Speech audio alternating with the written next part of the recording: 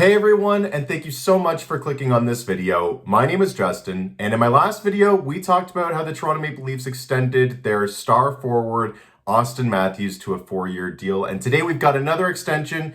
No, it isn't William Nylander, but it is the head coach, Sheldon Keefe. I saw multi-year extension. I saw the report of a 2-year deal, so we'll talk about that. 2-year extension for head coach Sheldon Keefe. Now, before I go any further, I did address it in my last video. I went through a move. Still dealing with the background here. I know it's not ideal. I've got like a bunch of jerseys off to the side there. I've got a couple in frames that I still need to put up. I've got some hockey sticks I want to put up. Still trying to figure out how I want to set up my room and set up my background. But if anybody has any advice, any recommendations, I would love to hear it because I'm still trying to figure all this out. So would very much appreciate that. But yeah, Sheldon Keefe. I mean, this is a quick one. There's not too much to talk about here other than I think a lot of people don't like Sheldon Keefe, and I do to an extent. I would lean much closer to supporting this than being upset with this. I think that, a lot of Sheldon Keefe necessarily could have been the relationship with Kyle Dubas.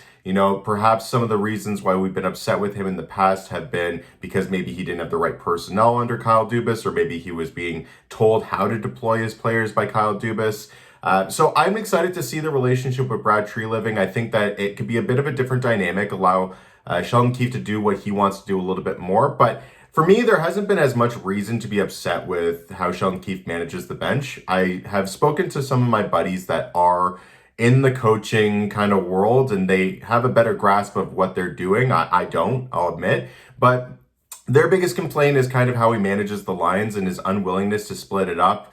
I think he actually does a fantastic job with it. I mean, the biggest thing that people have been talking about is the whole Matthews, Marner, William Nylander, and John Tavares situation. Who's going to play with who? And maybe he's a little reluctant at times to switch that up. But at any given time, two of those duos are going to be going. So it's easy to say that, when Mitch Marner's struggling or John Tavares is struggling or William Nylander's struggling, that you just want to switch them with a different centerman. It's easy to say that, but when the other duo is going strong, it's hard to just make that necessary click and switch things up when, again, you're on a winning streak. And the Leafs in the last few seasons have been a winning team and gone on a number of very strong winning records. So, again, with that being his biggest flaw, I don't really see this being as an issue, keeping Sheldon Keefe. To be honest, when I saw that HBO series, The All or Nothing, and I saw clips of how Sheldon Keefe managed the bench and managed the team inside the locker room, I was certainly impressed. During that Montreal series, he had a speech going into overtime where the Leafs could have put Montreal away in round 1, and it fired me up. It fired up the whole team. And what I think a lot of people liked most about that clip was his willingness to call out his best players, because he directly looked at Matthews and Marner and said, "You guys are not giving us enough here." And they started that overtime. I don't know this. It was like 17-1, the shots for Toronto. They completely dominated. They completely were outperforming the other team. And then, we get scored on by a fluky giveaway. And Bob's your uncle. We go to a next game and the Leafs lose and ultimately lose that series. But the fact that they came out so strong to start that overtime shows me that Sheldon Keefe said the right things, pushed the right buttons in the locker room heading into that next overtime period. And unfortunately, it didn't go our way, but that was an example of, to me, good coaching, good leadership, and a reason for keeping him around.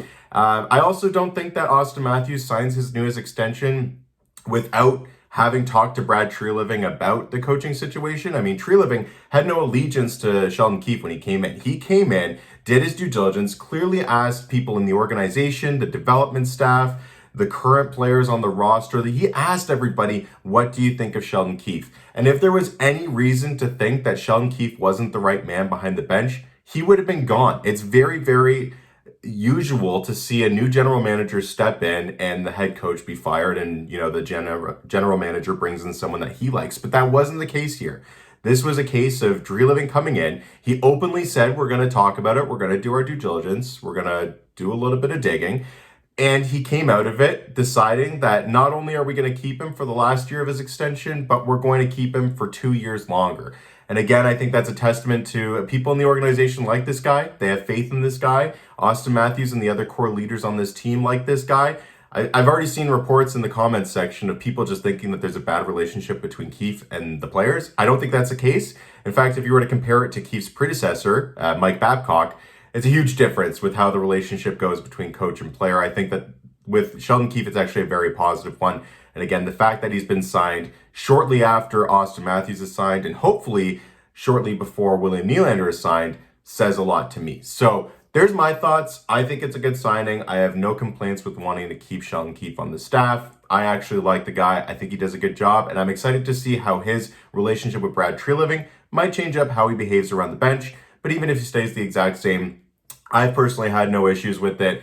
I'm just hoping that the team gets off to a better start this year because they've come out of the gate a little bit slow, and that I would put on Sheldon Keefe. But this year, hopefully you can address that and figure that out. So please let me know your thoughts, and hopefully, again, William Nylander, that extension comes through soon. We can talk about that one. But in the meantime, thank you so much for clicking on this video, and I will see you in the next one.